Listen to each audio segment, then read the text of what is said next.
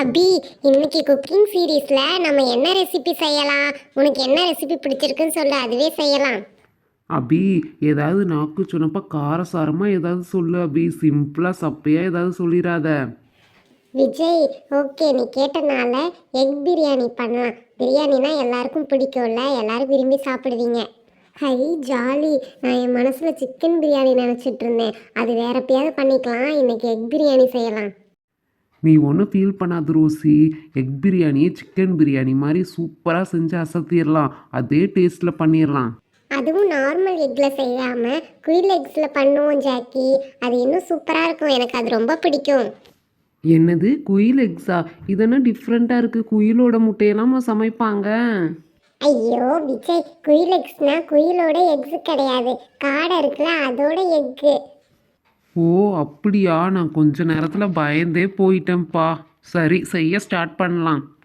First காடையோட முட்டையெல்லாம் நல்லா தண்ணி ஊற்றி வேக வச்சு அது தோலெல்லாம் உரித்து எடுத்து வச்சுக்கலாம். அதுக்கப்புறம் பிரியாணிலாம் ஆட் பண்ணிக்கலாம். ஒரு 10 மினிட்ஸ் நல்லா வெந்தாலே போதும், சூப்பராக இருக்கும். இப்போ ஆல்மோஸ்ட் ரெடி ஆயிடுச்சு. முட்டையை எடுத்து தோலெல்லாம் உரித்து ரெடியாக வச்சிடலாம். அபி, நீ சொன்னப்ப எனக்கு ஒன்றுமே தெரியல. இது கோழி முட்டையை விட நல்லா க்யூட்டாக அழகாக இருக்குப்பா. அதோட தோலும் நல்லா டிசைனாக இருக்கு பாரேன், புள்ளி புள்ளியா. இந்த மாதிரி நான் இப்போ தான் பார்க்குறேன்.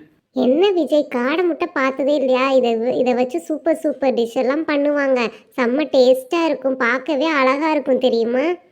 இப்போ பிரியாணிக்கு ஆனியன் நல்லா ஃப்ரை பண்ணிக்கலாம். இது நல்லா கோல்டன் ப்ரௌன் கலரில் வரணும். பாய் வீட்டு பிரியாணிலாம் பார்த்துருக்கீங்களா? அந்த மாதிரி தான் செய்வாங்க. நல்லா செவக்க செவக்க வறுத்ததும் தனியாக எடுத்து வச்சுக்கிட்டு லேட்டராக நம்ம பிரியாணிலாம் ஆட் பண்ணிக்கணும். இப்போ நம்ம அதே எண்ணெயில் இன்னும் கொஞ்சம் ஆயில் விட்டு மிளகாத்தூள், உப்பு, கொரியாண்டர் பவுடர் இதெல்லாம் போட்டு எக்கெல்லாம் 4 பக்கமும் கீறி அதை நல்லா ஃப்ரை பண்ணி வச்சுக்கணும். அது இன்னுமே கொஞ்சம் டேஸ்ட் தரும் பிரியாணிக்குள்ளே. இந்த ப்ரொசீஜர் பண்ணும்போது ரொம்ப கவனமாக இருக்கணும். மசாலா கருகிடவே கூடாது. ரொம்ப சிம்மில் வச்சு பொறுமையாக நம்ம நல்லா ஃப்ரை பண்ணணும். ச்சே, பார்க்கவே மவுத் வாட்டரிங்காக இருக்குது. நம்ம பிரியாணியே செய்யாமல் அப்படியே முட்டையை எடுத்து வாய்க்குள்ளே போட்டுக்கலாம் போல். அவ்வளோ டேஸ்ட்டாக இருக்கும் போதே நல்லா கலர்ஃபுல்லாக இருக்குப்பா. விஜய், இன்னைக்கு நீ டேஸ்ட் பண்ண தானே போகிற? செம்ம டேஸ்ட்டாக இருக்கும் பாரு.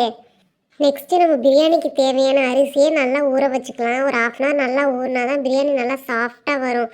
இப்போ நம்ம பிரியாணிக்கு ஸ்பைசஸ் எல்லாம் ஆட் பண்ணி மசாலா ரெடி பண்ணிக்கலாம். ஃபஸ்ட்டு கீ ஆயில் ஊற்றிக்கலாம். கீ தான் பிரியாணிக்கு செம்ம டேஸ்ட்டு கொடுக்கும். இப்போ பிரியாணி ஸ்பைசஸ் எல்லாம் ஆட் பண்ணிக்கலாம். பட்டை, கிராம்பு, அன்னாசி பூ எல்லாமே ஆட் பண்ணிக்கிட்டு லாஸ்ட்டாக ஆனியன் ஆட் பண்ணி ஃப்ரை பண்ணிக்கணும்.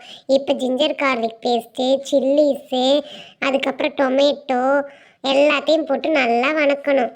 அப்புறம் நம்ம பிரியாணிக்கு தேவையான மசாலா, நம்ம ஹோம்மேடாக அரைச்சது biryani masala, coriander powder, chilli powder எல்லாத்தையும் போட்டு நல்லா மிக்ஸ் பண்ணணும். நல்லா எண்ணெய் பிரிஞ்சு வருது பார்த்தீங்களா? இந்த ஸ்டேஜில் கொத்தமல்லி, புதினா ரெண்டையும் போட்டு நல்லா வணக்கணும். நல்லா ஃப்ளேவர்ஃபுல்லாக இருக்கும்.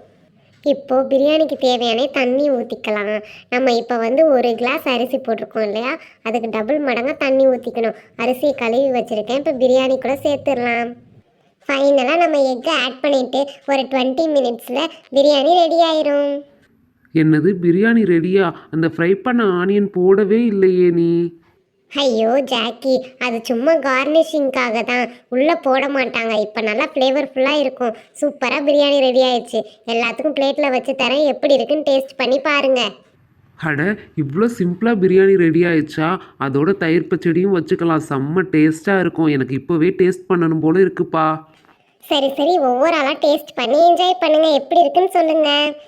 இதுதான் எங்கள் வீட்டில் பண்ணுற பிரியாணி மெத்தடு. நாங்கள் யூஸ்வலாக இப்படி தான் பிரியாணி பண்ணுவோம். மாயா, நீ பண்ணதுன்னா சொல்லாவா வேணும்? செம்ம டேஸ்ட்டாக இருக்குது. அதுவும் இந்த காடை முட்டை ஒரே வாயிலே லபக்குன்னு அமுக்கிட்டேன். சூப்பராக இருந்துச்சு மாயா. இந்த டிஷ் பண்ணதே ஸ்பெஷலி அபிக்காக தான். அபி, உனக்கு எப்படி இருந்துச்சு? பிடிச்சிருக்கா சொல்லு. எனக்கு ரொம்ப பிடிச்சிருக்குப்பா. அதுவும் அந்த ஃப்ரை பண்ணி ஆனியன் போட்டிங்கல்ல, அதுதான் ஹைலைட்டு.